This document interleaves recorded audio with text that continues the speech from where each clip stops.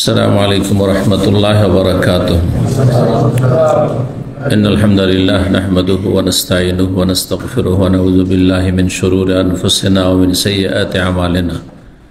من يهده الله فلا مضل له ومن يضلل فلا هادي له، وأشهد أن لا إله إلا الله وحده لا شريك له، وأشهد أن محمدا عبده ورسوله صلى الله تعالى عليه وعلى آله وصحبه وسلم تسليما كثيرا. أما بعد، فقد قال الإمام البخاري رحمه الله تعالى: باب جيب القميص من عند الصدر وغيره.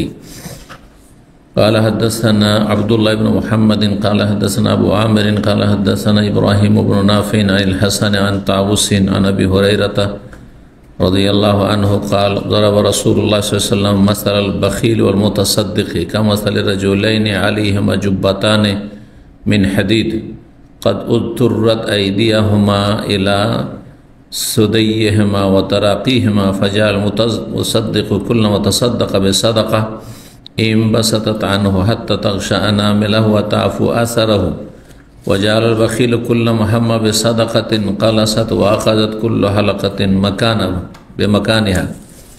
قال أبو هريرة رضي الله تعالى عنه: فأنا رأيت رسول الله صلى الله عليه وسلم يقول بإصبعه هكذا في جيبه فلو رأيته يوسعها ولا تتوسع।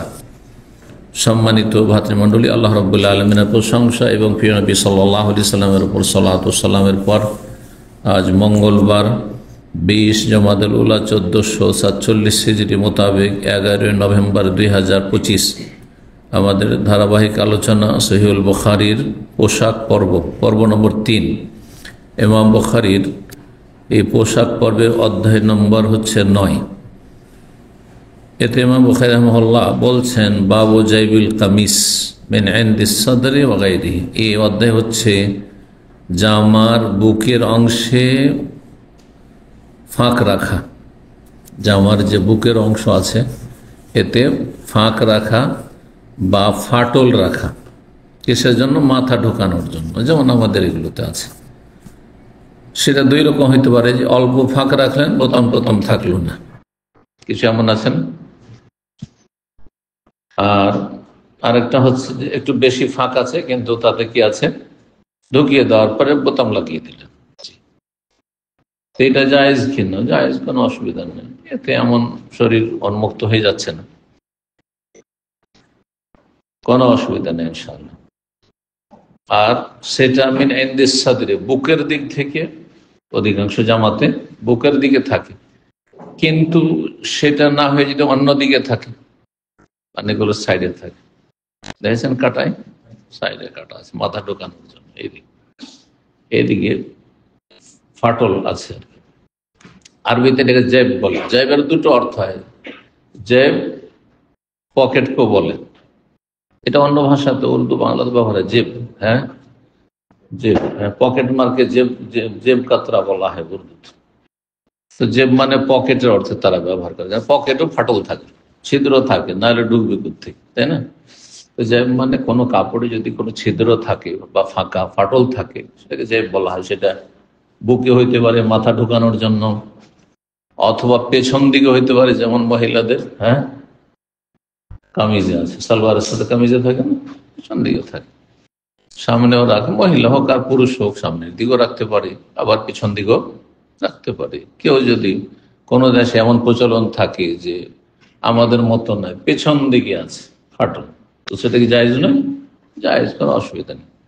এই জন্য ইমাম বুখারী রাহিমাহুল্লাহ বলছেন যে সেটা মিন ইনদিস সাদর, বুকের অংশে হোক অথবা ওয়াগাইরিহি, অন্য কোনো জায়গায় হোক, ডান দিকে হোক, বাম দিকে হোক, পিছন দিকে হোক, ফাঁকা জায়গা রাখা বা ফাটল রাখা। 5797 নম্বর হাদিস বর্ণনা করছেন হাসান বসরি রাহিমাহুল্লাহ। তিনি ইমাম তাউস থেকে বর্ণনা করছেন, তাবেই থেকে। তিনি আবু হুরায়রা রাদিয়াল্লাহু তাআলা আনহু থেকে বর্ণনা করছেন। তিনি বলেন, দারাবা রাসূলুল্লাহ মাসাল বাখিল ওয়াল মুতাসাদ্দিক। রাসূলুল্লাহ সাল্লাল্লাহু আলাইহি সাল্লাম একবার কৃপণ আর দানশীল ব্যক্তির দৃষ্টান্ত বর্ণনা করলেন, উপমা পেশ করলেন, উদাহরণ বর্ণনা করছেন যে একজন দানশীল মানুষের মনটা এরকম হয়, প্রশস্ত হয়, দান যত করে তত মন বড় হয়। পরীক্ষা করে দেখবেন। যারা একসময় দান করতেন না, তখন আপনার মন মানসিকতা কেমন ছিল, খুব ছোট সংকীর্ণ ছিল, আর যখন দান করতেন, সাদকা করতে লেগেছেন, তখন কত মনটা বড় হয়। নিজের না খেয়ে খেয়ে যতটা শান্তি না পাবেন, দান করে ওর চাইতে বেশি শান্তি পাবেন। ওর চাইতে মনটা বড় হবে যে আমি কোন একজন মানুষের উপকার করতে পারলাম, সহযোগিতা করতে পারলাম, পাশে দাঁড়াতে পারলাম। তো রাসূলুল্লাহ সাল্লাল্লাহু আলাইহি ওয়াসাল্লাম কৃপণ ব্যক্তির এবং দানশীল ব্যক্তির দৃষ্টান্ত পেশ করেছেন, এটা উপমা দিয়ে বুঝিয়েছেন। কিন্তু কৃপণ ব্যক্তি যদি দান করতে চায়, যত দান করতে চাইবে, যেহেতু কৃপণতা তার মধ্যে আছে, এক একটি পয়সার হিসাব করে, বহুবার চিন্তা করে একটা পয়সা নিজের জন্য খরচ করে না। দেশে অনেক মানুষ আছে, বিশেষ করে আগের মানুষগুলি খুব বেশি কৃপণ ছিল। আপনাদের চাইতে আপনার বাপ দাদার বেশি কৃপণ, করবেন না, এটা পরীক্ষিত কথা বলছি। খুব হিসাবই ছিল। আর স্ত্রীর সাথে হিসাব করত। স্ত্রীর ডিম মুরগি বিক্রি করা পয়সাও অনেক স্বামীরা খেত। এত ছোট মন, এত ছোট, বুঝতে পারছেন? একটা পয়সা জীবনে খরচ করবে না, তাকে খরচ করতে দিতে পারবে না। কিছু পয়সা জমা হইলে জমি কিনা সময় ছিল, আমরা ছোটকালে দেখেছি। তখন মানসিকতাই ছিল গ্রামে গঞ্জে যে কে কত জমিওয়ালা, কে কত জমি কিনতে পারে। পরিবর্তন হচ্ছে, এর জমির কোন মূল্য নেই আজকে। চাষের জমি, চাষাবাদের জমি তেমন কোনো মূল্য নেই, হয়তো বিশেষ কোনো এলাকায় থাকতে পারে, কিন্তু তাতে ভূতের মতো খাটতে হয়, আর শেষে ফলাফল খুব কমই পাওয়া যায় আজকাল। তো কি উপমা বর্ণনা করলেন? কামাসালে রাজুলাইনে, দুজন এমন ব্যক্তির মতো, আলাইহিমা জুব্বাতান মিন হাদিদ, যাদের শরীরে দুটো লোহার বর্ম রয়েছে। জুব্বা বলতে লোহার জামা। বর্ম কাকে বলা হয়? শরীরকে শত্রুর আঘাত থেকে সুরক্ষা করার জন্য যে যুদ্ধের ময়দানে, রণক্ষেত্রে যুদ্ধ চলাকালীন যোদ্ধারা ব্যবহার করে থাকে। একে জুব্বা বলা হয়, জন্নাও বলা হয়। কোরআনে ইত্তাখাযু আইমানাহুম জান্নাতান, তারা তাদের শপথকে বর্মস্বরূপ ধারণ করেছে। জান্নাতুন মানে ঢালও হয়, আবার ঢাল দিয়ে আত্মরক্ষা করে, আবার শরীরকে সুরক্ষিত করে লোহার বর্ম দিয়ে। যেমন আজকাল যারা বাইক চালাচ্ছেন, তাদের জন্য বাধ্যতামূলক যে মাথায় কি করতে হবে? হেলমেট পরতে হবে। কারণ আঘাত খেলে, শরীরে আঘাত খেলে মানুষ বাঁচতে পারে, কিন্তু মাথায় আঘাত খেলে মানুষের বাঁচার চান্স খুব কম। সেই জন্য মাথার সুরক্ষা করতে হবে। তো যুদ্ধের ময়দানে শরীরকে দুশ্মনের আঘাত থেকে সুরক্ষিত করার জন্য যে লোহার বর্ম ব্যবহার করা হইতো, তাকেও জুব্বা বলা হইতো বা জন্না বলা হইতো। এই জন্য অন্য রায়তের জন্য তানে রয়েছে। আর জুব্বা মানে জামা, এগুলোকে আমরা জুব্বা বলছি, এখনো বলে যাচ্ছে। 1400 বছর আগে জুব্বাই বলা। এই যে দুইজন ব্যক্তি, দুইজন দুই রকম, দুইজনের শরীরে কি আছে? লোহার জামা বা লোহার বর্ম রয়েছে। কাদ উত্তরাত আইদিয়াহুমা ইলা সুদাইয়িহিমা ওয়া তারাকিহিমা, বলছেন যে তাদের বুক এবং সুদাই, সাদিয়ন মানে হচ্ছে স্তন, আর স্তন মানে বুক। এখানে তাদের বুক, বক্ষ এবং তাদের গলা, তারাকি, গলা পর্যন্ত কি হচ্ছে? তাদের হাত পৌঁছে গেছে, মানে এরকম হয়ে আছে, টাইট হয়ে আছে শরীর। ফাজাল মুতাসাদ্দিকু, একজন দানশীল মানুষ, কুল্লামা তাসাদ্দাকা বিসা, যখনই দান সাদকা করে, এই কথাটি বলছিলাম, দান সাদকা করলেই কিন্তু অনেক শান্তি পাবে। যত বেশি যে দান করে তত বেশি শান্তি পাবে, তত আরামের জীবন যাপন করে। আর যত হিসাব করে তত অশান্তিতে থাকে। একটা টাকা কোথাও যদি ক্ষয় হয়ে যায়, নষ্ট হয়ে যায়, অথবা হাতছাড়া হয়ে যায়, তো ঘুম হারাম হয়ে যায়। আযাবে, দুনিয়ার আযাব এগুলো। আর পরকালে তো আযাব আছে। একজন লোক 5 লাখ রিয়ালের মালিক, আমি জানি। আমার সেন্টার 100 মাস কন্ট্রাক্টের কাজ করে।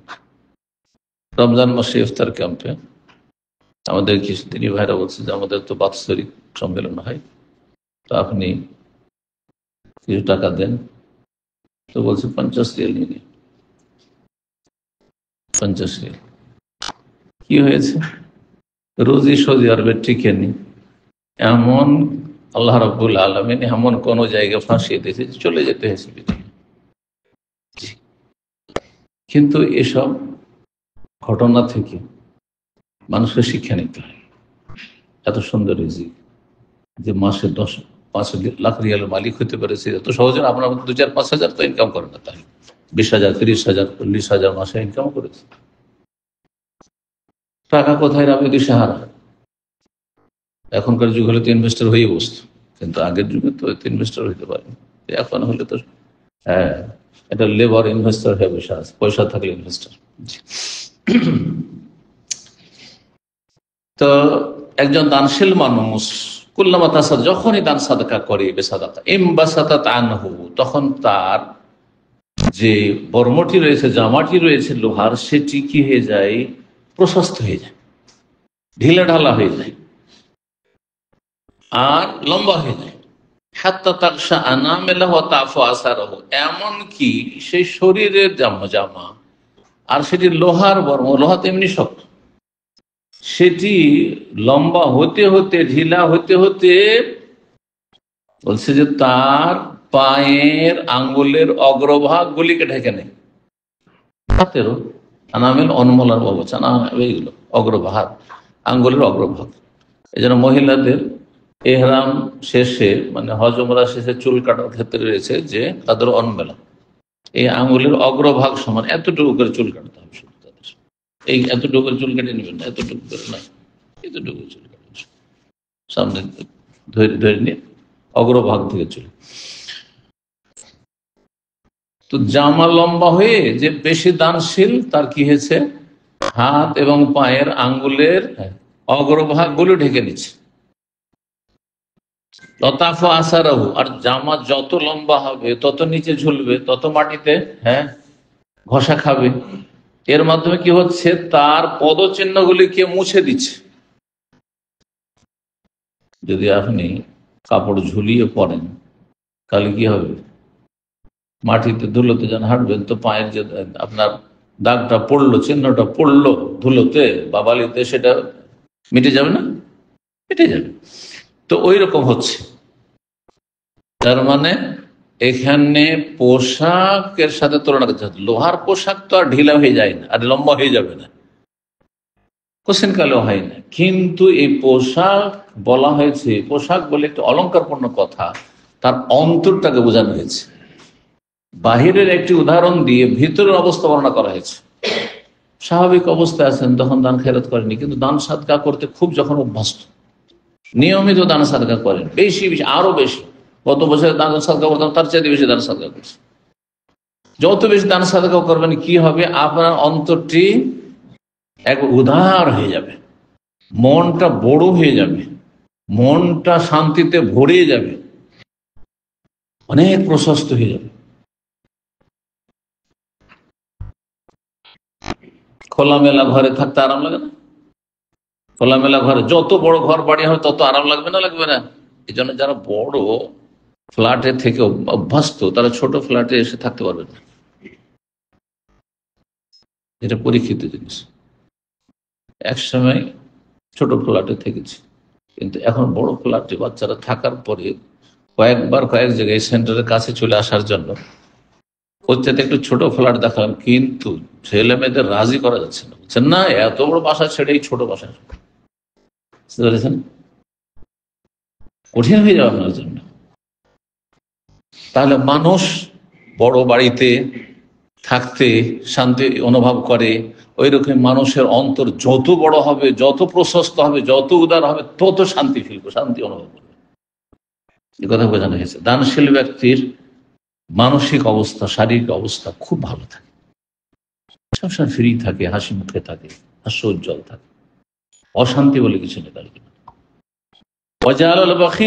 কিন্তু কৃপণ ব্যক্তি, ওরও গায়ে একটি জামা আছে, সেম জামা, তার মানে তারও অন্তর আছে, তারও হৃদয়ে কলব আছে, কুল্লা মাহাম্মা বেসাদা খান, যখনই দান করতে ইচ্ছা পোষণ করে, সবাই দান করছে আমিও দান করি। কালাসাদ, তখন তার শরীরের যে লোহার বর্মটি জামাটি আছে সেটি সংকুচিত হয়ে যায়। কালাসা মানে জড়সড় হয়ে যায়। জড়সড় বুঝেন তো? হ্যাঁ,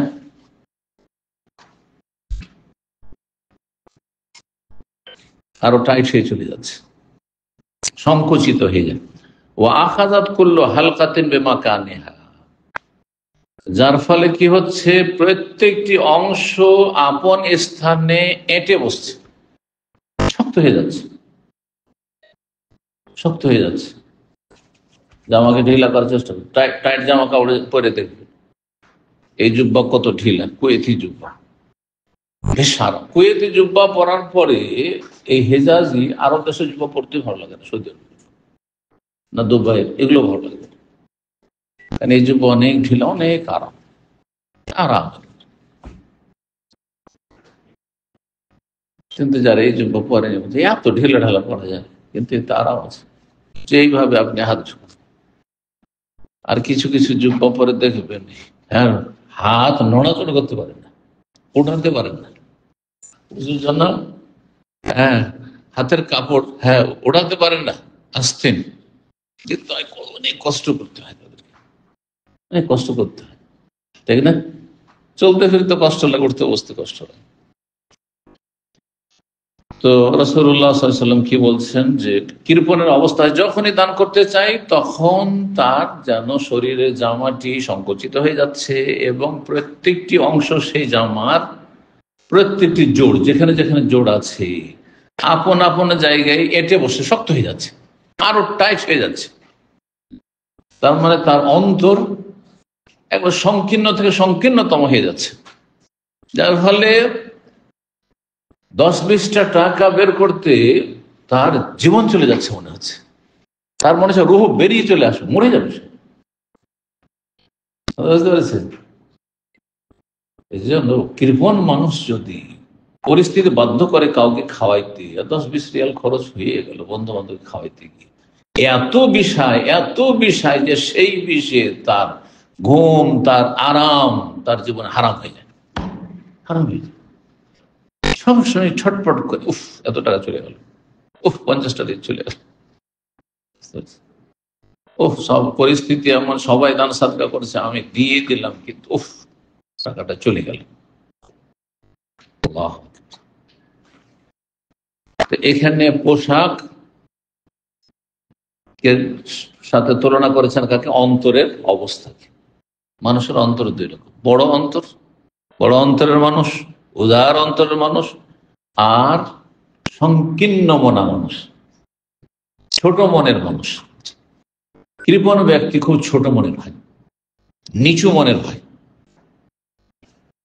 আবু হুরায়রা রাদিয়াল্লাহু তাআলা বলছেন যে ফাআনা রাআইতু রাসূলুল্লাহ, আমি রাসূলুল্লাহ সাল্লাল্লাহু আলাইহি ওয়াসাল্লামকে দেখেছি, ইয়াকুলু বাইসবাইহি, বা যদি আসে কালার পরে তখন বলার অর্থ হয় না, তখন করার অর্থ হয়ে যায় আরবি ভাষায়।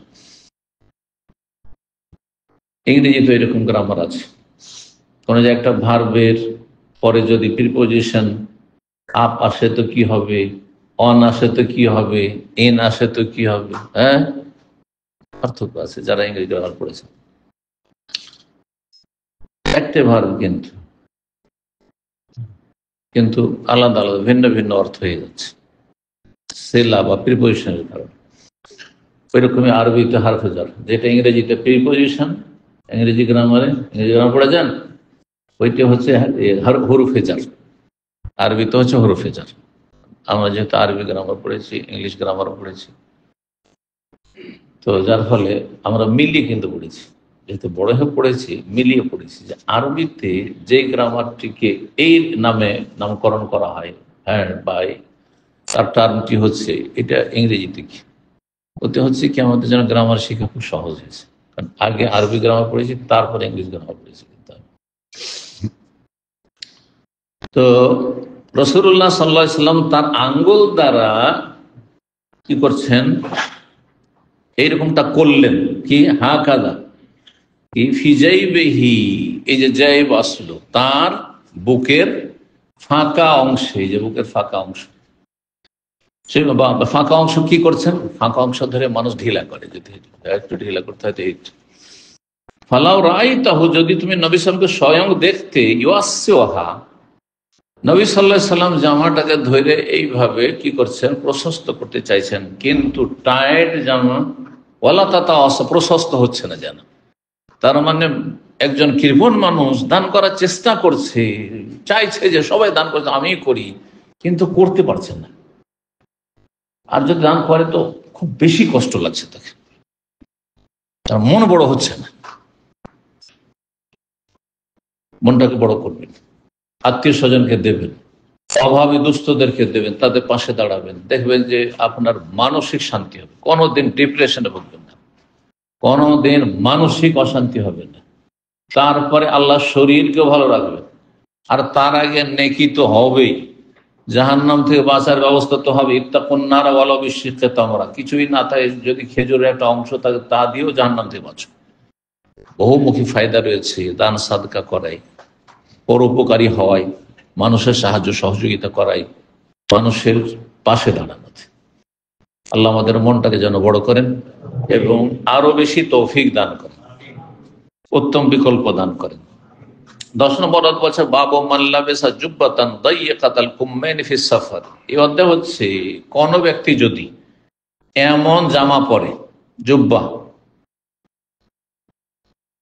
সে পাঞ্জাবি হোক, অথবা এই জুব্বা সৌব হোক, অথবা শার্ট হোক, গেঞ্জি হোক, যা কিছু পরলো, কথায় শরীর ঢাকার জন্য কাপড় পরে, আর সেটি কি হয়, দাইয়্যিকাতাল কুম্মাইন, তার আস্তিন যদি সংকীর্ণ হয়, এর আস্তিন অনেক ঢিলে, অনেকটা ফাঁকা আছে না, নাকি আরামসে উজু করবো, আরামসে উঠিয়ে করবো, হ্যাঁ, কিন্তু কিছু কিছু লোকের আস্তিন আছে, উঠাতে অনেক কষ্ট, উঠাইতে পারে না, উঠাইতে পারছেন। ঢিলাটা পড়লে বেশি আরাম না টাইটটা? ঢিলাটা বেশি আরাম। সবচেয়ে ঢিলা পরে সুডানিরা, তার একজন মানুষ ঢুকে যাবে।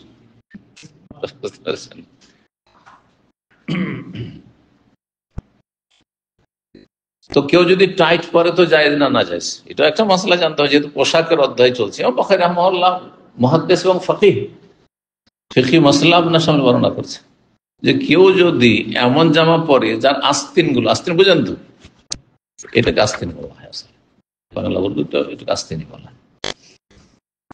কুম আরবিতে 2 হাতে 2টো আস্তিন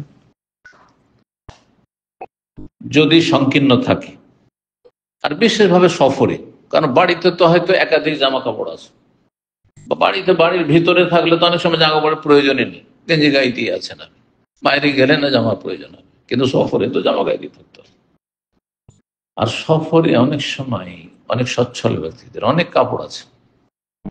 আমার হয় অনেক সময় সফরে গেছি, দিয়ে তারপরে লেট হয়ে গেল, আমি ভেবে গেছি যে 3টে জামাই যথেষ্ট, হয়তো একটা গায়ে দিয়ে গেছি, 2টো নিয়ে গেছি, দেখা গেল যে ওখানে গিয়ে এখন ধুইতে হচ্ছে, নাহলে উপায় নেই। অথচ বাসায় থাকলে কোনো সমস্যা নেই, তাই না? তো সফরে যদি কেউ সংকীর্ণ আস্তিন বিশিষ্ট জুব্বা বা জামা পরে, তার বিধান জায়েজ।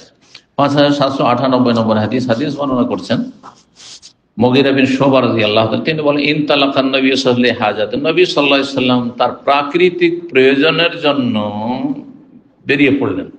প্রাকৃতিক প্রয়োজন কি? যেটা মানুষ হিসাবে সবার প্রয়োজন, সেটা হচ্ছে শৌচকার্য, পেশাব পায়খানা করা। এই জন্য আমাদের দেশে এই ভাষাটি বাংলাতেও ব্যবহার করে মাদ্রাসা মহলে, কওমি হুজুররা। কাজায় হাজত, বুঝেন তো শব্দের ব্যবহার করেন, কাজা মানে পুরা করা, নামাজ কাজা বলছেন না, কাজা মানে পূর্ণ করা, আর হাজত মানে প্রয়োজন। এ তো হাজত, লেহাজাতে হাজত শব্দ আপনারা বুঝছেন এখানে, হ্যাঁ, হিন্দি হাজা বলছেন, প্রয়োজন আছে, তো প্রাকৃতিক প্রয়োজন। সুম্মা আকবালা, তারপরে আসলেন শৌচকার্যে। যদি কোথাও বাথরুম তৈরি করা নাই তো নবী সাল্লাল্লাহু আলাইহি ওয়াসাল্লাম অনেক দূরে চলে যেতেন, হাত্তা লা ইয়ারা আহাদুন, যাতে চোখের আড়ালে চলে যান। তারপরে আসলেন, ফাতালাক্কাইতু বিমাইন, মুগীরা বিন শুবা রাদিয়াল্লাহু বলছেন, আমি তার সাথে সাক্ষাৎ করলাম পানি নিয়ে। তিনি জানছেন নবী সাল্লাল্লাহু আলাইহি ওয়াসাল্লাম এসেছেন শৌচ কার্য সম্পন্ন করে, এখন নবী সাল্লাল্লাহু আলাইহি ওয়াসাল্লাম উযু ছাড়া থাকতেন না সাধারণত, তো উযু করবেন, সেজন্য উযুর পানি নিয়ে হাজির হলেন। ফাতাওয়াদা, উযু করলেন। ওয়া আলাইহি জুব্বাতুন শামে, সেই সময় তিনি শাম দেশের তৈরিকৃত জুব্বা পরেছিলেন। তাহলে যেই দেশে যেটা তৈরি হয়, এই হাদিস থেকে মাসলা ইস্তেমবাদ করতে পারেন, ফিকহের মাসলা। যেই দেশে বা যেই ডিস্ট্রিক্টে, যেই গ্রামে যেই কাপড় তৈরি হয়, সেই গ্রাম বা সেই ডিস্ট্রিক্টের সাথে, সেই দেশের সাথে সম্পৃক্ত করে বলা যাবে। যেমন বাংলাদেশে আছে কোন এলাকার গামছা, তো কোন এলাকার লুঙ্গি আছে না, নাই? জানছেন আপনারা টাঙ্গাইলে কি তৈরি হয়? শাড়ি। আর গামছা বা লুঙ্গি কুষ্টিয়া, এক এক এলাকায়। তো বিভিন্ন দেশে বিভিন্ন রকম কাপড় তৈরি হয়। কিছু কাপড় তৈরি হতো সেই যুগে ইয়ামান দেশে, যেগুলোকে ইয়ামানি বলা হইতো, বা হিবরি ওই এলাকা নামের সাথে। শাম দেশের বিশেষ কোনো অঞ্চলে তৈরি হতো, তখন সেটা বলা হইতো।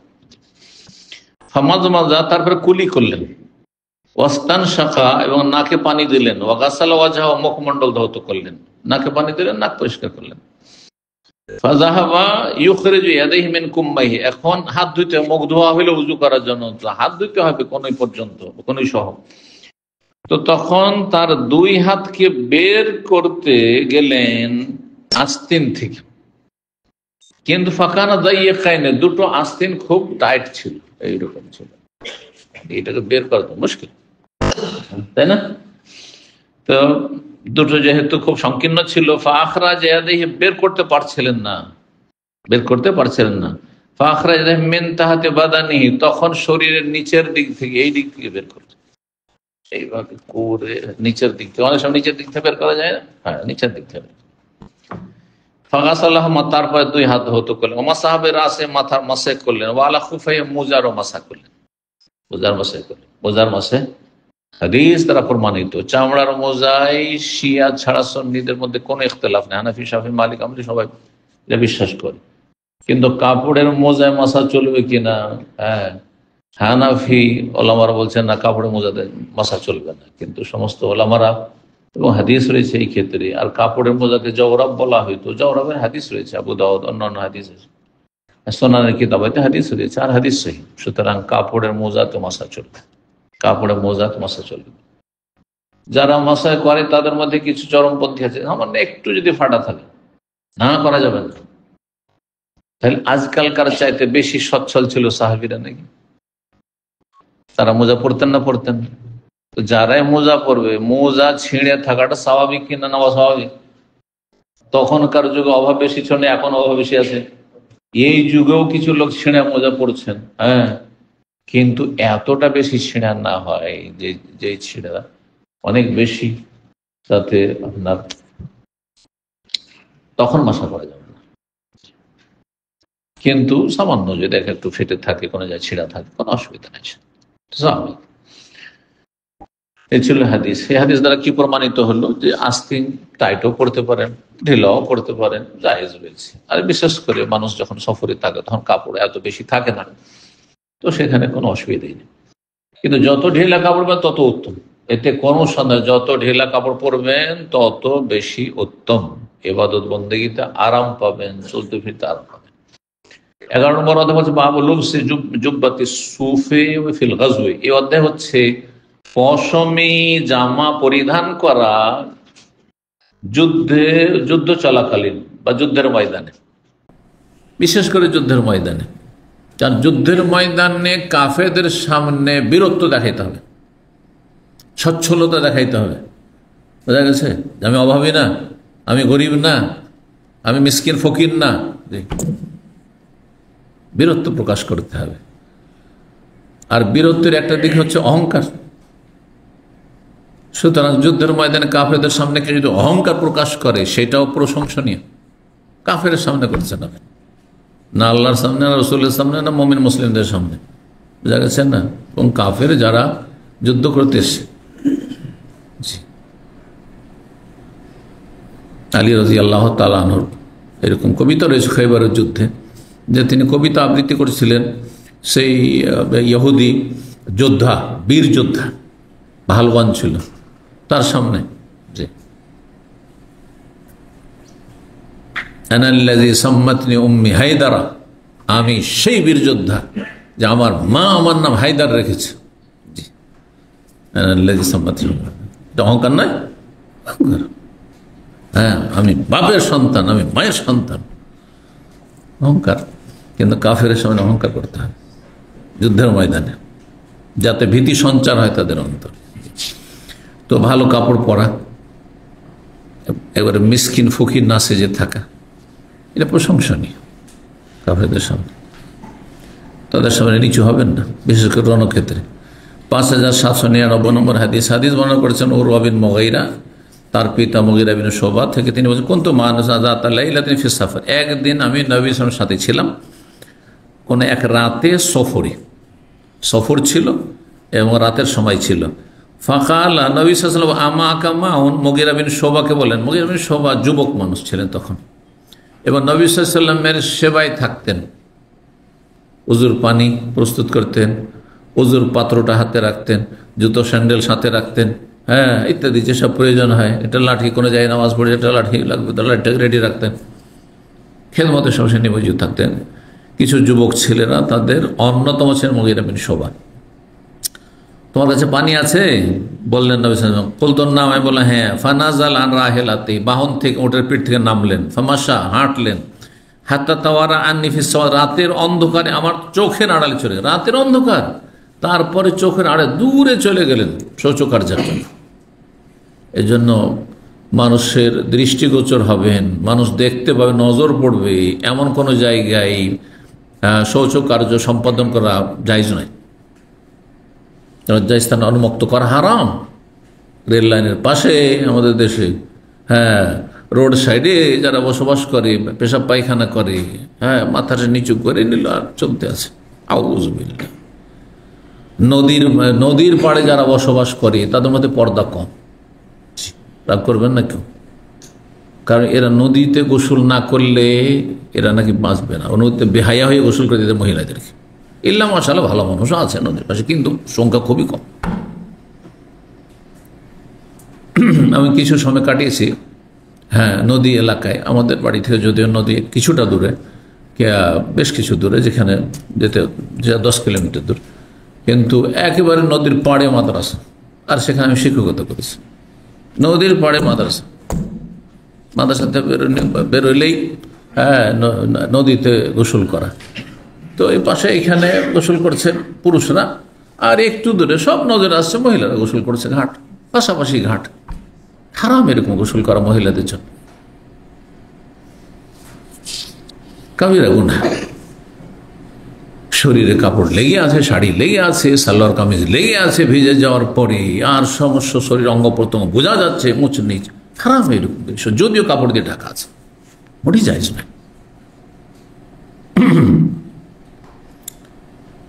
এরকমই পেশাব পায়খানা করার ক্ষেত্রে, কাজায়ে হাজাতের ক্ষেত্রে চোখের আড়ালে চলে যেতে হবে, আর না হলে আশেপাশে হলে আপনাকে বাথরুমের ভিতরে যেতে হবে, সেটাও চোখের আড়ালে, যদিও কাছে। সোম্মা যা, তারপর আসলেন। ফাফরাগতু আলাইহিল ইদাওয়াতাহু, পাত্র থেকে আমি পানি ঢাললাম। তো বড় কেউ উজু করছে আর পানি ঢেলে দেওয়া এটিও জায়েজ, কিন্তু একটি শর্ত আছে, এই বড় ব্যক্তির অন্তরে যেন অহংকার না চলে আসে। কেউ জুতা সোজা করে দিল, অহংকার চলে আসবে, তাহলে হারাম।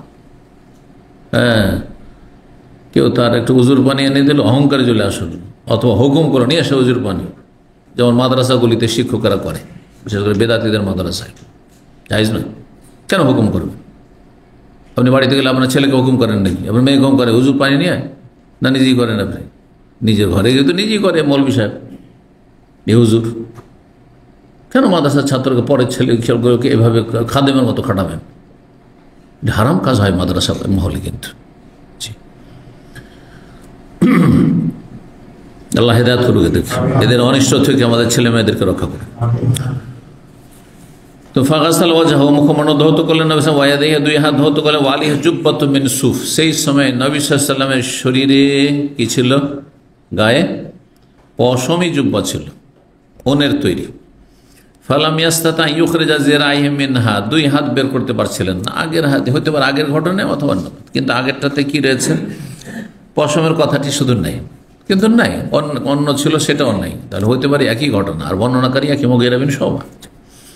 ভাষা আর পার্থক্যের সাথে বর্ণনা করে। ফালাম ইয়াস্তাতা ইউখরিজা যিরাইহি, দুই হাত বের করতে পারছেন না তিনি, বা উঠাইতে পারছেন না। হাত আখরাজা মিন আসফালি জুব্বা, জুব্বার নিচে থেকে এইভাবে বের করলেন। ফাগাসাল যিরাইহি, দুই হাত ধৌত করলেন, তারপরে মাথার মাসে করলেন। সুম্মা আহওয়াইতু লিআনজিয়া খুফাইহি, নবী সাল্লাল্লাহু আলাইহি ওয়াসাল্লাম পায়ে মোজা ছিল, আমি মোজা দুটি খুলে দিতে চাইলাম। মুগীরা বিন শুবা বলছেন, ফাকাল দাহুমা, খুলতে হবে না। সাহাবী ভাবছেন মুগীরা বিন শুবা যে নবী সাল্লাল্লাহু আলাইহি ওয়াসাল্লাম পা ধুইবেন হয়তো, তো মোজাটা খুলে দিই। স্ত্রীরা স্বামীর ক্ষেত্রে করতে পারে, বরং প্রশংসনীয়। স্ত্রী স্বামী ধরেন এসছে বাইরে থেকে, মোজা পরে আছে, মোজাটা খুলে দিল, এটা ভালো জিনিস। এটা ভালোবাসা, সম্প্রীতি বাড়বে, এতে স্বামীর শ্রদ্ধা সম্মান পেশ করা হবে। জি, তো নবী সাল্লাল্লাহু আলাইহি ওয়াসাল্লাম বললেন, ছেড়ে দাও এই মোজাকে। ফাইন্নী আদখালতুহা তাহিরাতাইন, কারণ এটি আমি পরিধান করেছিলাম পবিত্র অবস্থায়, মানে উযু অবস্থায়। উযু অবস্থায় যদি মোজা পরে থাকেন তাহলে তার উপর মাসে করতে পারবেন, কিন্তু বিনা উযুতে যদি মোজা পরে নিয়ে থাকেন তাহলে ওতে মাসা করা যাবে না। এই শর্ত মনে রাখতে হবে। শুধু মোজার মাসা জানলেন, কিন্তু মোজার মাসলা জানলেন না, তাহলে নামাজই হবে না, উযুই হয়নি। এমনিতে পরে নিয়েছেন বিনা উযুতে মোজা, আর তারপরে সবাইকে দেখছেন মাসা করছে, আপনিও মাসা করে নিলেন, আর নামাজ পড়লেন না, উযু হইল না, নামাজ হলো, কিচ্ছু হলো না, বেনামাজি থেকে গেলেন আপনি। ফামাসা আলাইহিমা, মোজার উপর মাসা করলেন। 12 নম্বর অধ্যায় হচ্ছে বাবুল কাবাই ওয়া ফাররুজ হারিরিন ওয়া হুয়াল কাবা ইউকালু হুয়াল্লাযী লাহু শাক্কুন মিন খালফিহি। এই অধ্যায় হচ্ছে কাবা, বিশেষ ধরনের পোশাক সম্পর্কে, যা 1400 বছর আগে ব্যবহার হইত, এখনো কোনো কোনো অঞ্চলে ব্যবহার হইতে পারে। আর তার আরেকটি নাম ফাররুজ হারির, রেশমি কাপড়। কিন্তু যদি শুধু রেশম হয় তাহলে পুরুষের জন্য হারাম, কিন্তু রেশমের সামান্য যদি সংমিশ্রণ থাকে, অধিকাংশটা হচ্ছে সুতি, কটন, আর না হলে পলিস্টার, আর তারপরে তাতে বা উন, সুফ, আর তার সাথে কি আছে? রেশম কিছুটা আছে। সহিহ বুখারী মুসলিম হাদিসে রয়েছে, সেটা যদি 1 আঙ্গুল, 2 আঙ্গুল, 3, 4 আঙ্গুল পর্যন্ত এতটুকু থাকে জায়েজ আছে ওটা কাপড়ে। অথবা জায়গায় জায়গায় ধরেন এগুলোতে জায়গায় জায়গায় হয়তো এইটুকুতে একটু আছে, এটুকুতে আছে, আর কোথাও নেই, তো জায়েজ আছে। এতে ইখতিলাফ রয়েছে, একদল বলছেন মাকরুহ, আর একদল বলছেন জায়েজ, কোন দল বলছেন না এটাও জায়েজ নয়, কিন্তু সঠিক হচ্ছে জায়েজ, না ব্যবহার করলে ভালো। সামান্য কিছু যদি সংমিশ্রণ থাকে, এজন্য কাপড় যখন কিনবেন, যারা দামি কাপড় কেনেন, জিজ্ঞেস করতে হবে। সিল্ক লেখা আছে, অনেকে বুঝেন না সিল্ক কি জিনিস। সিল্ক মানে রেশম, সিল্ক মানে হারিয়ে রেশম, আর রেশম পুরুষের জন্য হারাম।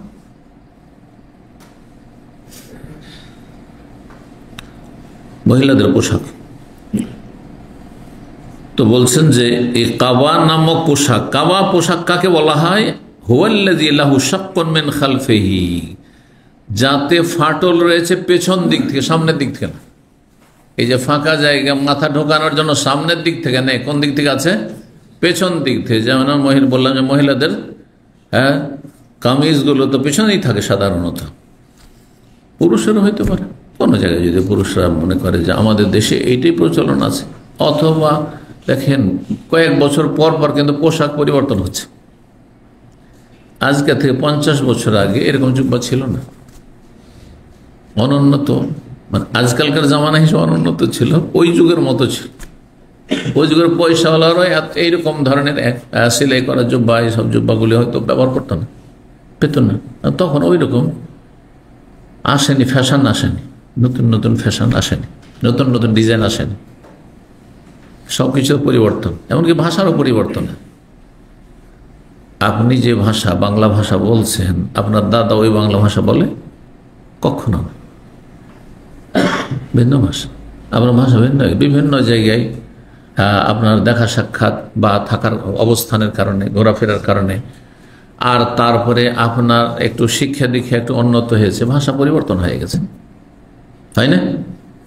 অবশ্যই। কিছুদিন পর পর, বেশ কয়েক বছর পর পর এইরকমই অঞ্চলের ভিত্তিতেও ভাষার পরিবর্তন। এখান থেকে 50 কিলোমিটার যান, একরকমের ভাষা, বাংলাদেশে ঘুরেন আপনি 50 থেকে 100 কিলোমিটার ম্যাক্সিমাম যাবেন, তারপরে দেন ভাষা চেঞ্জ হয়েছে। চাঁপাইনবাবগঞ্জ থেকে রাজশাহী, রাজশাহী থেকে যদি যখনই আপনি নাটোরের দিকে যাবেন একটু ভাষা পরিবর্তন হতে লেগেছে, আবার চলে যাবেন বগুড়া চলে যান আর একটু পরিবর্তন লেগেছে, অথবা পাবনা চলে যান, সিরাজগঞ্জ চলে যান, অন্যদিকে চলে যান, যশোর কুষ্টিয়া চলে যান, পরিবর্তন হয়ে যাবে ভাষা। তারপরে কোন কোন জায়গায় অনেক দূরত্ব, সিলেট চলে যান, চিটাগাং চলে যান, হ্যাঁ নোয়াখালী চলে যান, পরিবর্তন আছে না? ঠিক ওই রকমই সময় এবং স্থান কে কেন্দ্র করে বিভিন্ন কিছুর পরিবর্তন ঘটে, পোশাকেরও পরিবর্তন ঘটে। এক এলাকায় এক ধরনের পোশাক দেখে না সবাই, আরো কৈদি জুব্বা আলাদা, হিজাজি জুব্বা আলাদা, আবার এখানে আরো অন্যান্য জুব্বা আছে কিন্তু হিজাজি ছাড়াও, একটার নাম কাতারি, হ্যাঁ আরো অন্যান্য আছে, জি হ্যাঁ কি আছে, আর ওমানি, এমারাতি। তো পেছন দিক থেকে যদি ফাটল থাকে তো সেটা জায়েজ কিনা? এই যে আপনারা জামা পরেছেন, জামার সামনের দিকে বোতাম আছে, কারো যদি পেছন দিকে বোতাম থাকে, জায়েজ কিনা?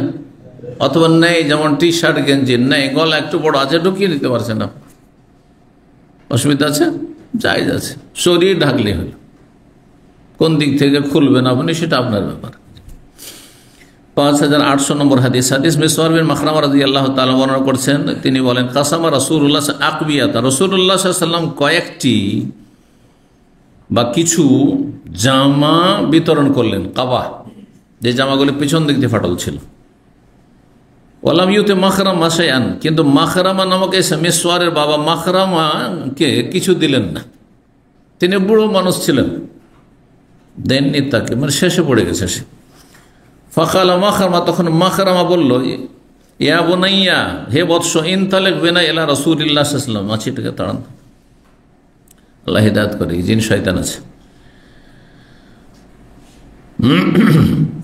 ইনতালিক বিনা, আমাদেরকে নিয়ে চলো রাসূলুল্লাহর কাছে। ফান্তালাকতু মাহু, আমি আমার আব্বাকে নিয়ে চললাম। তাহলে বোঝা যাচ্ছে যে বুড়ো মানুষ ছিল, ছেলেকে বলছে আমাকে নিয়ে চল নবী সাল্লাল্লাহু আলাইহি ওয়াসাল্লামের কাছে, কেন সবাই জামা পেয়েছে, আমি তো জামা পেলাম, রাসূলুল্লাহ সাল্লাল্লাহু আলাইহি ওয়াসাল্লামের কাছে জামা বিতরণ করেছে।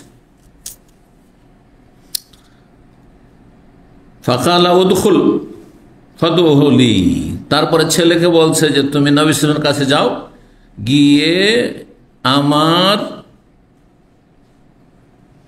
কথা বলো যে আমি তার সাথে সাক্ষাৎ করতে চাই, তাকে আমার জন্য ডাকো, মানে বলো যে আমি রাসূলের সঙ্গে কথা বলতে চাই। বৃদ্ধ মানুষ ছিলেন।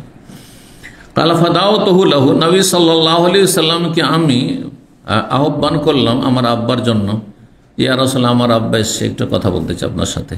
ফাখারাজা ইলাইহি, রাসূলুল্লাহ সাল্লাল্লাহু আলাইহি ওয়াসাল্লাম বেরিয়ে আসলেন আমার আব্বার সাথে দেখা করার জন্য। ওয়া আলাইহি কাবাউন মিনহা, তিনি একটি ওই ধরনের, ওই যে জামাগুলি বিতরণ করেছে ওই ধরনের একটি জামা পরেছিলেন। ফাকাল, নবী সাল্লাল্লাহু আলাইহি ওয়াসাল্লাম দেখেই বুঝতে পেরেছেন যে এই লোক তো পায়নি, বুড়ো মানুষ। আর যুবকদের চাইতে বুড়োরা বেশি কিন্তু একটু লোভী থাকে, হ্যাঁ থাকে না? নবী সাল্লাল্লাহু আলাইহি ওয়াসাল্লাম মানুষকে দেখলে অনেক বুঝে নিতেন যে কে কোন গরজে এসছে। চেহারা দেখলে অনেক সময় বোঝা যায় কি জন্য এসছে এই সময়টা, একটু আগে বিতরণ হয়েছে, তারপরে এই লোক দেখা করতে এসছে, পুরো মানুষ। ফাকালা, বললেন খাবা তো হাযা লাকা, এটি তোমার জন্য আমি লুকিয়ে রেখেছিলাম। কালা ফানাজারা ইলাইহি, নবী সাল্লাল্লাহু আলাইহি ওয়াসাল্লামের শরীর থেকে সে কাবাটি, বড় ঢিলা ঢালা যে জুব্বা জামাটা ছিল পেছন দিকে ফাটল বিশিষ্ট, সেটা তাকে দিয়ে দিলেন, ধরিয়ে দিলেন। আর তারপরে সেই জামাটি পেয়ে এই বৃদ্ধ মাখরামা সাহাবী এত খুশি হয়েছে। ফাকালা, নবী সাল্লাল্লাহু আলাইহি ওয়াসাল্লাম বলেন, রাজিয়া মাখরামা, মাখরামা এখন সন্তুষ্ট হয়ে গেছে, মাখরামা এখন খুশি হয়ে গেছে। তাহলে এই হাদিস দ্বারা প্রমাণিত হলো যে কাবা ব্যবহার করা অর্থাৎ পেছন দিকে ফাটল বিশিষ্ট জামা পরিধান করা। 5801 নম্বর হাদিস, এই হাদিসে রয়েছে রেশমের এইরকম কাবা, রেশমের জামা নবী সাল্লাল্লাহু আলাইহি ওয়াসাল্লামকে দেওয়া হয়েছে, তিনি ঘৃণার সাথে সেটিকে খুলে ফেলে দিয়েছেন যখন জানতে পেরেছেন যে এটি পুরুষের জন্য হারাম। উকবা বিন আমির রাদিয়াল্লাহু তাআলা আনহু বর্ণিত হাদিস, তিনি বলেন উহদিয়া লিরাসূল ফাররুজ হারির, রাসূলুল্লাহ সাল্লাল্লাহু আলাইহি ওয়াসাল্লামকে উপঢৌকন দেওয়া হয়েছিল রেশমের একটি পোশাক। সুম্মা সাল্লা ফিহি, তাতে সালাত আদায় করলেন। সুম্মান সারাফা, তারপরে সালাত থেকে সালাম ফিরলেন। তারপরে তিনি বুঝতে পেরেছেন যে এটি আসলে রেশমের কাপড়। তার আগে হয়তো তিনি বুঝতে পারেন যে রেশমের কাপড় এটি, অথবা রেশম হারাম এই কথা জানানো হয়নি, দুটো হইতে পারে। ফানাজা, না হলে আগে খুলে দিতেন। ফানাজা নাজআন শাদীদান, তারপরে খুব দ্রুত বেগে সেটাকে শরীর থেকে খুলে ফেলে দিলেন, তাড়াতাড়ি করে খুলে ফেলে দিলেন। যখন খুলছিলেন মনে হচ্ছিল কালকারিহি লাহু, যে নবী সাল্লাল্লাহু আলাইহি ওয়াসাল্লাম এই পোশাকটিকে খুব বেশি ঘৃণা করেছেন, অপছন্দ করেছেন। ঘৃণা ভরে সেটিকে শরীর থেকে খুলে ফেলে দিলেন। কেন? কারণ এটি হচ্ছে রেশমের। সুম্মা কালা, তারপরে বলেন লা ইয়ামবাগি হাযা লিল মুত্তাকিন, আল্লাহ ভীরুদের জন্য এই ধরনের রেশমের পোশাক সমীচীন নয়, উচিত নয়, অনুচিত ব্যবহার করা। 13 নম্বর অধ্যায় বাবুল বারানেস, অধ্যায় হচ্ছে টুপি ব্যবহার করা। কিন্তু টুপি ব্যবহার করে জায়েজ। বারানেস বর্ণসের জামা, কালকে বলেছি যে এর দুটি ব্যাখ্যা, একটি হচ্ছে শুধু টুপি, আর একটি হচ্ছে টুপি বিশিষ্ট জামা। টুপি বিশিষ্ট জামা কিছু কিছু আরব দেশগুলিতে ব্যবহার হয়, আফ্রিকায়। 5802 নম্বর, আপনারা জুব্বার জামার সাথে, জুব্বার সাথে বা পাঞ্জাবির সাথে হয়তো টুপি ব্যবহার করেন না, কিন্তু জ্যাকেটের সাথে ব্যবহার করছেন। জ্যাকেটের সাথে করছেন না, জ্যাকেটের পেছনে ঝুলছে, ঠান্ডার সময় মাথায় ঢেকে নিলেন, যে ওইটাই হচ্ছে, এর নামই হচ্ছে বর্ণস। এটার নাম হচ্ছে বর্ণস বারানেস। বলছেন মুতামির সামেত আবি, মুতামির সুলাইমান, আমি আমার আব্বা থেকে শুনেছি, তিনি রাআইতু আলা আনাস, তাই তিনি তাবি, আনাস রাদিয়াল্লাহু তাআলা আনহুর সাথে দেখা হয়েছে। আনাস রাদিয়াল্লাহু শেষ জামানে বাসরায় বসবাস করতেন, ইরাকের শহর। দেখেছি আনাস রাদিয়াল্লাহু তাআলা আনহুর শরীরে বা গায়ে, মাথায় বর্ণসান আসফার মিন খাজ্জিন, রেশম মিশ্রিত হলুদ রঙের টুপি, হলুদ রঙের টুপি অথবা হলুদ রঙের টুপি বিশিষ্ট জামা। তো আনাস রাদিয়াল্লাহু তাআলা আনহু হলুদ পরেছেন, হালকা হলুদ, যদিও যদি গাঢ় হলুদ হয় তো এটা মহিলাদের জন্য এই পোশাক বেশি উত্তম, আর পুরুষদের জন্য অপছন্দনীয়। 5813 এরকমের লাল, গাঢ় লাল, শুধু লাল, লালের সাথে সাদা মিশ্রিত, এটা জায়েজ, কোনো অসুবিধা নেই। কিন্তু শুধু লাল রঙের কাপড় চোপড় এটা পুরুষদের জন্য মাকরুহ, আর কেউ নাজায়েজও বলেছেন। বা এটা মহিলাদের পোশাক, লাল রং হচ্ছে মহিলাদের জন্য, কারণ আকর্ষণীয়। আর মহিলাদের সাজগোজের প্রয়োজন রয়েছে, পুরুষের এরকম সাজগোজের কি প্রয়োজন রয়েছে? পুরুষের জন্য একবার লাল রঙের পাঞ্জাবি পরে আছেন, না, এটা উচিত নয়, কমপক্ষে মাকরুহ। তো এই ছিল হাদিস। 5803 নম্বর হাদিস, হাদিস বর্ণনা আব্দুল্লাহ বিন উমর রাদিয়াল্লাহু তাআলা আনহুমা, তিনি বলেন আন্না রাজুলান কালা ইয়া রাসূলুল্লাহ, জনৈক ব্যক্তি জিজ্ঞেস করলো, হে আল্লাহর রাসূল, মা ইয়ালবাসুল মুহরিমু মিনাস সিয়াব, মুহরিম এহরামকারী ব্যক্তি কি ধরনের কাপড় পরিধান করতে পারবে এহরাম অবস্থায়? রাসূলুল্লাহ বললেন লা তালবাসুল কমসা, কামিজের বহুবচন, তোমরা জামা পরতে পারবে না, কারণ জামা শরীরের গঠনে তৈরি করা হয়। ওয়ালাল আমাইম, আমামার বহুবচন, পাগড়ি পরতে পারবেন না, পাগড়ি যখন পরতে পারবেন তো টুপিও পরতে পারবেন না, অর্থাৎ মাথা ঢাকতে পারবেন না, মাথা ঢাকতে পারবেন না। কারা? পুরুষরা, মহিলা নয়। এবার কারণ ইহরামে মহিলাদের ভিন্নতা রয়েছে। ওয়ালা সারাবিলাত, এইরকম পায়জামা পরতে পারবেন না, পায়জামা, তারপরে আপনার সারাবিল নিচের শরীরের নিচের অংশ যা দিয়ে ঢাকা হয়, pant, full pant, half pant কিছু পরতে পারবেন? আন্ডার প্যান্ট পরা যাবে জাঙ্গিয়ে? এক লোক 2005-এর দিকে সম্ভবত আমার সাথে হজ করেছিল, এখানে লেডিস মার্কেটে থাকতো ছেলে, তো সবসময় খেদমত করতো, মেনাতে গিয়ে 8 তারিখে এহরাম বেঁধেছে, তো এহরাম বেঁধে নিচে জাঙ্গিয়ে পড়ে আছে। আল্লাহ আমাকে জিজ্ঞাসা করেছে, মনে হচ্ছে এলহাম, রসিকতার কাছে জিজ্ঞাসা করেছি, হ্যাঁ এহরাম করা হয়েছে, এহরাম বাঁধা হয়েছে? বলছে হ্যাঁ এহরাম বাঁধা হয়ে গেছে। বিকাল জোহর আসর মাঝখানে সময়টা চলছে, জোহর আগে বাঁধতে হয়। তো সে জোহরের পরে খাবার দাবারগুলো ওই লাইন লাগিয়ে নিয়ে এসে সে আমাকে দিত, জাযাকাল্লাহ খায়ের। তো খাবার নিয়ে এসে তো বললাম যে এহরাম বাঁধা হয়েছে? বলছে হ্যাঁ এহরাম বাঁধা হয়েছে, গোসল করে এহরাম বেঁধে নিয়েছি। তো আল্লাহ আমাকে জিজ্ঞাসা করাচ্ছে, আমি জিজ্ঞাসা করছি, আমার কাছে ওহি হয় না, কিন্তু মাঝে মাঝে মানুষের ভুল সংশোধন আল্লাহ চান, তখন জবান দিয়ে বের করে দেন। আমি বলছি ভিতরে কিছু নেই তো, জিজ্ঞেস করছি যে ভিতরে কিছু নেই তো? বলছে যে শেখ আছে, জাঙ্গিয়া আছে। ইন্নালিল্লাহ, জাঙ্গিয়া আছে, দেখা তো যাচ্ছে না, ইহরামের কাপড় মোটা কাপড়। তো তাড়াতাড়ি খুলে আসে, যান বাথরুমে দৌড়তে খুলে আসে। তো খুলাইল, তো জায়েজ নয়।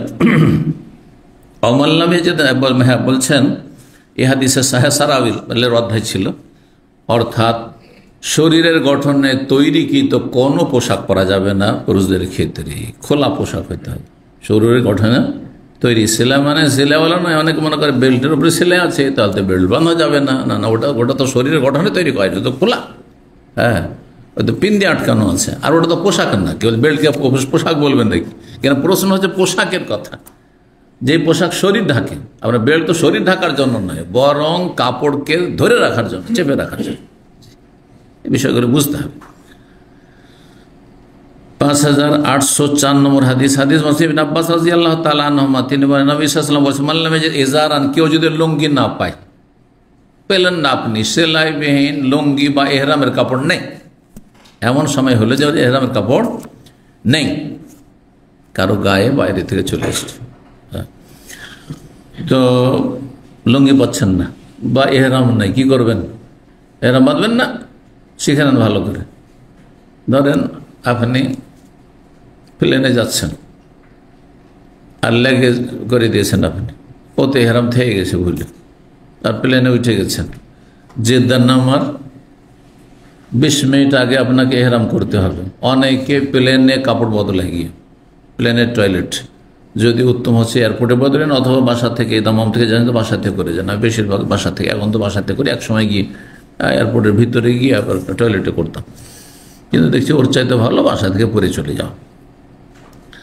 কিন্তু অনেককে দেখি যে না, ও জুব্বাতে আছে অথবা জামা কাপড়ে আছে, আর তারপরে টয়লেটে ঢুকলো, আর তারপরে ওখানে গিয়ে বদলাচ্ছে।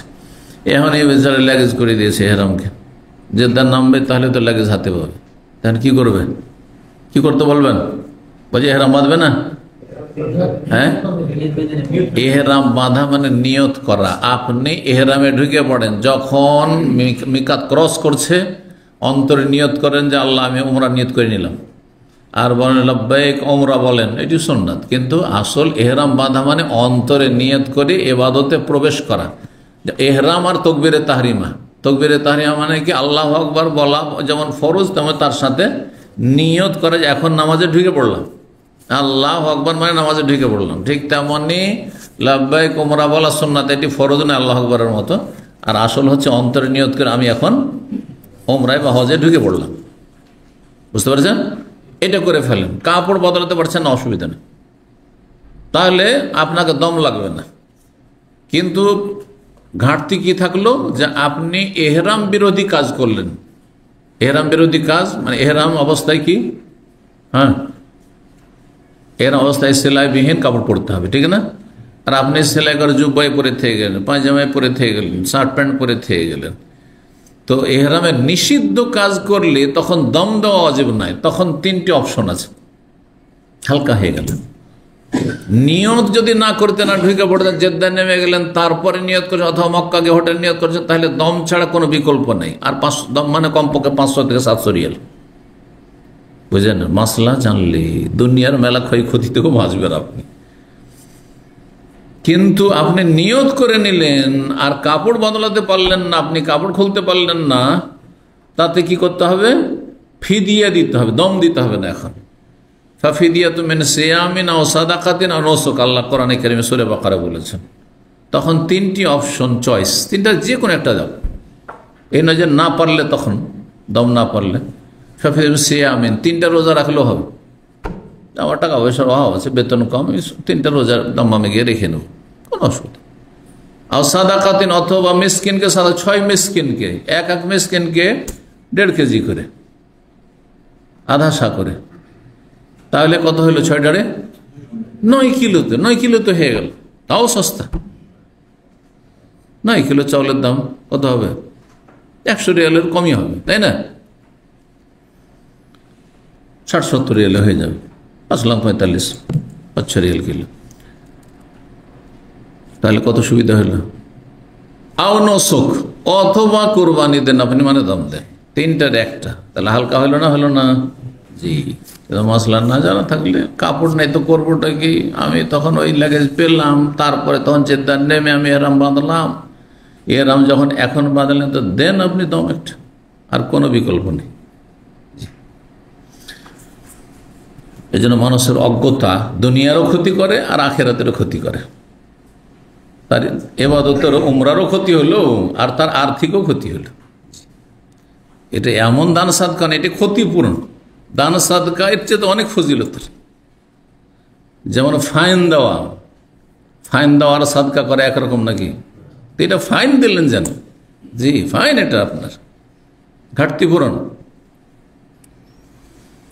5,800, হ্যাঁ বলছেন যে যদি কারো লুঙ্গি না থাকে তাহলে কি পরবে? তখন জায়েজ পায়জামা পরে না। অমাল্লাম ইয়াজিদ না আলেন, কারো স্যান্ডেল যদি না থাকে ফালিয়াল বাস খুফাইন, তখন মোজা পরতে পারবে, চামড়ার মোজা, পাকে রক্ষা করার জন্য পাথর মাটি থেকে। 5,805 নম্বর হাদিস বর্ণনা করছেন আব্দুল্লাহ বিন মাসউদ রাদিয়াল্লাহু তাআলা। তিনি বলেন, কামা রাজুলুন, এক ব্যক্তি দাঁড়ালো আর বলে, ইয়া রাসূলুল্লাহ মা তা'মুরুনা আন নালবাস, আমাদেরকে কি পড়তে নির্দেশ দিচ্ছেন? হতে পারে আব্দুল্লাহ বিন ওমরও হতে পারে, কারণ আগের হাদিস আব্দুল্লাহ বিন ওমরই রয়েছে।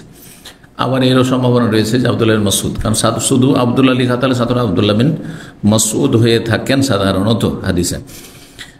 কি নির্দেশ দিচ্ছেন? এহরাম আমরা যখন বাঁধো তখন পরিধান করতে। কোন কাপড় পরবো? কারণ লা তালবাসুল কামিসা, জামা পরবে না, পায়জামা পরবে না, পাগড়ি পরবেন না, আর টুপি বিশিষ্ট জামা পরবেন না, অথবা টুপি পরবেন না, এরকম মাথা ঢাকবেন, এক কথা টুপি পরবেন না, এটা পরা যাবে নাকি? এটাও পরা যাবে না। ওয়ালাল খেফা, মোজা পরবে না। ইল্লা ইয়াকুনা রাজুলুন লাইসা লাহু, কারো কাছে যদি স্যান্ডেল না থাকে, জুতা না থাকে, ফালিয়ালবাস আল খুফাইন, মোজা পরবে, আসফাল মিনাল কাব, টাকনার নিচে থেকে, টাকনার নিচের মোজা। ওয়ালা তালবাসু শাইআম মিনাস সায়াব, এমন কাপড় পরিধান করবেন না যেই কাপড় স্পর্শ করেছে জাফরানের রং, জাফরানে সুগন্ধি রয়েছে, জাফরান দিয়ে রঙা কাপড় যেন না হয়। ওয়ার্স নামক ঘাস, যাতেও ঘ্রাণ রয়েছে, সুগন্ধি রয়েছে, সেটা দিয়েও রঞ্জিত যেন কাপড় না হয়। 15 নম্বর অধ্যায় বাবুল আমাই, অধ্যায় হচ্ছে পাগড়ি সম্পর্কে। পাগড়ি পরা কি সুন্নাত? না, এটা সুন্নাত, এটা সুন্নাত নয়, পাগড়িও সুন্নাত না। আমার দেশে বেদাতি মোল্লারা বলে পাগড়ি সুন্নাত, শুধু সুন্নাত নাই, নামাজ যদি পাগড়ি পরিধান করে যদি নামাজ পড়েন তো কত গুণ পায়? 70 গুণ। এই হাদিস মওযু, জাল হাদিস, মিথ্যা কথা, রাসূলুল্লাহ সাল্লাল্লাহু আলাইহি ওয়াসাল্লাম নামে বানাওয়াট। আর মওযু জাল হাদিস কেউ যদি বয়ান করে তাহলে তার জায়গায় জাহান্নাম এসে তৈরি করে নিল। মান কাযাবা আলাইহি মুতাআম্মিদান ফালিয়াতাওয়া মাকআদাহু মিনান নার, সহিহ মুসলিম হাদিস। কেউ যদি ইচ্ছাকৃতভাবে, আপনি একজন মুসলিম, আপনাকে জানতে হবে যে কোনটা সহিহ আর কোনটা ভুল। জাল হাদিস আপনি বয়ান করে জাল হাদিস আমল করেছেন, অথচ ইসলাম জানতে হবে না আপনাকে। জেনে শুনে ইচ্ছাকৃত যদি কেউ মিথ্যা কথা বলে রাসূলুল্লাহ সম্পর্কে, সেটা শরীয়ত বানিয়ে দিল, যেটা শরীয়ত নয়, এই মিথ্যা কথার কারণে, সুতরাং তার জায়গায় সে জাহান্নামে তৈরি করে নিক, বলছেন রাসূলুল্লাহ সাল্লাল্লাহু আলাইহি ওয়াসাল্লাম। কোনো ফজিলত নেই যে এইটা দিয়ে নামাজ পড়লে বেশি নেই, এক নেকিও বেশি পাবো না, বরং অনেক সময় এটা ডিস্টার্ব হইতে পারে, বিশেষ করে যারা এটা নিয়ে এটার পিছনে লেগে থাকে।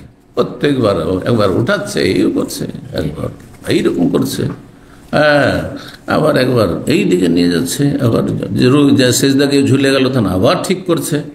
যত বেশি হরকত হবে তত খুশু নষ্ট হবে, তত নেকি কমবে, নামাজের কোয়ালিটি ডাউন হবে। এর লাভ আর লস আছে কিন্তু, একবার বর্ণনা করেছিলাম, দুনিয়া সেই জন্য আর দরকার নেই সেগুলো বয়ান করা। কোন একটা বক্তব্য আমি বলেছি, এতে কিছু লাভও আছে আর কিছু লস আছে, কথা বোঝা গেছে না? কিন্তু লাভ চাইতে লস বেশি, লাভ চাইতে লস বেশি। এই জন্য নামাজে যদি পড়েন তো আপনি এটা নাড়াচাড়ি করবেন না, যেদিকে যাবে সেদিকে টানা হয়ে যাক। আর বক্তব্য ঠিক আছে, আমি মাঝখানে রাখছি কারণ এটা সৌন্দর্য। হ্যাঁ, এটা যদি একটু বাঁকা হয়ে যায়, আমি না বক্তব্যের সময় ঠিক করছি, কোনো দোষের কথা নেই। কিন্তু এটা নামাজের সময় যদি আমরা তো ঠিক করতে থাকি তো আমার খুশি নষ্ট, ওর পিছনে লেগে আছে, কলব তাহলে ওই দিকে চলে যাচ্ছে, আল্লাহর দিকে না গিয়ে। 5806 নম্বর হাদিস বর্ণনা করছেন সালেম বিন আবদুল্লাহ, তার পিতা আবদুল্লাহ বিন ওমর থেকে, তিনি নবী সাল্লাল্লাহু আলাইহি ওয়াসাল্লাম বর্ণনা করেন, লা ইয়ালবাসুল মুহরিমু, এহরামকারী ব্যক্তি পড়বে না কি জামা কামিজ, ওয়ালাল আমামা পাগড়ি পরবে না, ওয়ালা সারাবিল পায়জামা পরবে না, ওয়ালাল বুরনুস টুপি পরবে না, টুপি বিশিষ্ট জামা পরবে না, ওয়ালা সাওয়ান মাসাহু জাফরান ওয়ার জাফর বা ওয়ার্স নামক ঘাস দিয়ে রঙা কাপড় পরবে না, কারণ তাতে সুগন্ধি থাকে। কারণ এহরাম অবস্থায় সুগন্ধি চলবে না, সুগন্ধি চলবে না, আতর সুগন্ধি যেগুলি সেগুলি চলবে না। কিন্তু সামান্য সেন্ট যে আপনার বিভিন্ন সাবানগুলিতে আছে, যেমন ডোভ সাবান, জায়েজ, কোনো অসুবিধা নেই। কারণ এই ক্ষেত্রে অনেকে বাড়াবাড়ি করে, যার ফলে মেনা আরাফাত এগুলোতে একবারে স্যাম্পলি এমন সাবান রাখবে গায়ে হাতে মাখার জন্য যেই সাবানে কোনো ঘ্রাণ নেই। না, এটা জটিলতা দিনের ক্ষেত্রে, আল্লাহ দেননি এটা। কারণ সাবানের যে ঘ্রাণটা থাকছে সেটাকে কেউ আতর বলে না, এর নাম আতর নয়, এর নাম সুগন্ধি না। সুগন্ধি হচ্ছে যেটা শরীরকে মুআত্তার করে, সুগন্ধিময় করে, যার ফলে এত বাড়াবাড়ি ইসলামে নেই। ওয়ালাল খুফাইন, মোজা পরবে না এর অবস্থায়। তবে যদি কারো স্যান্ডেল না থাকে তাহলে কি করবে? ফাইনলাম ইয়াজিদহুমা, যদি স্যান্ডেল না থাকে ফালিয়াক্তাহুমা আসফাল মিনাল কাব, টাকনার নিচে থেকে কেটে নিবে।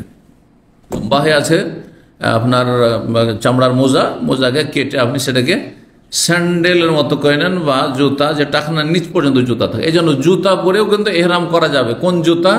যেই জুতাগুলি টাকনার নিচ পর্যন্ত থাকে। শুধু সেনাবাহিনীরা বা অনেক বিভিন্ন যারা পেশাজীবী তারা যে কর্মক্ষেত্রে বুটের মতো পরে ওপর পর্যন্ত ঢাকা থাকে, এগুলো জায়েজ নাই এহরাম অবস্থায়। আপনার জুতা দিয়ে টাকনা যদি ঢেকে যায় তাহলে সেটা জায়েজ নয়। কিন্তু আজকাল অনেকে মনে করে না না জুতা পরা যাবে না, স্যান্ডেল পরতে হবে, চটি পরতেই হবে। না, এমন কিছুই না, আসলে কোনো অসুবিধা নেই। পেছন দিক খোলা থাকতে হবে, কোনো দলিল নেই। অনেকে বলে যে কি করতে হবে, পিছন দিক খোলা থাকতে হবে। না, টাকনা খোলা থাকতে হবে, টাকনা ঢাকতে হবে। শুনে দেখেন তো, এই ছিল আমাদের আলোচনা। এখানে আজকের আলোচনা শেষ করি। আল্লাহ রাব্বুল আলামিন যেন আমাদের জীবনে বরকত দান করেন, এবং যেসব ভাইরা এসেছেন আল্লাহ তাদের দিন দুনিয়া বরকত দান করেন। যারা বিলম্বে এসেছেন তাদের আল্লাহ রাব্বুল, যদি ওজোর থাকে তো আলহামদুলিল্লাহ, কিছু ভাইয়ের ওজোর আছে, ওদের ডিউটি 8টার পরে শেষ হয়, আর তারা পুরনো ছাত্র আমি জানি, তাদেরকে ওদের অসুবিধা নেই। কিন্তু যারা শুধু দাসে আসছেন, ইসলামিক সেন্টারে এমন কোনো সহযোগিতাই নয়, তারা বিলম্ব করে আসলে আল্লাহ যেন তাদেরকে হেদায়েত দান করে। আর আসবেন দিন শেখার জন্য আসবেন, এতে হবে যে আপনার দিনও বরকত হবে, দুনিয়াতেও বরকত হবে, রুজিতেও বরকত হবে, কারণ আপনার অন্তরে সততা আছে, আমি কিছু শিখে আসবো। আর এত কথার মধ্যে যদি 10টা কথা 5টা কথাও শিখে যান তো ডেলি 5টা করে মনে রাখতে রাখতে মনে দেখা যাবে যে গোটা 1 বছর অনেক কিছু শিখে ফেলেছেন। অনেক, আমরা তো এইভাবে শিখেছি। সব কথা মনে থাকলে তাহলে ইমাম বুখারী হয়ে যেত। যত লেখাপড়া করেছি যদি সবই মনে থাকতো, ইমাম বুখারী হয়ে যেতাম, ইমাম মুসলিম হয়ে যেতাম। কথা বোঝা গেছে? তো সামান্য সামান্য করে মনে রাখতে রাখতে ইনশাআল্লাহ তাআলা আপনার কাছে যথেষ্ট ইলম হবে, আপনি এলাকাতে মানুষকে আলো ছড়াইতে পারবেন দিনের। আল্লাহ তৌফিক দান করুন, এবং আল্লাহ রাব্বুল আলামিন আপনাদের দিন দুনিয়ায় সব কিছুতে বরকত দান করুন, ছেলে মেয়েতে বরকত দান করুন, রুজিতে আল্লাহ বরকত দান করুন, এবং সমস্ত বালা মুসিবত থেকে আল্লাহ হেফাজতে রাখুন। রব্বানা আতিনা ফিদ দুনিয়া হাসানা ওয়া ফিল আখিরাতি হাসানা ওয়া কিনা আযাবান নার। সুবহান রাব্বিকা রাব্বিল ইজ্জাতি আম্মা ইয়াসিফুন ওয়া সালামুন আলাল মুরসালিন ওয়াল হামদুলিল্লাহি রাব্বিল আলামিন।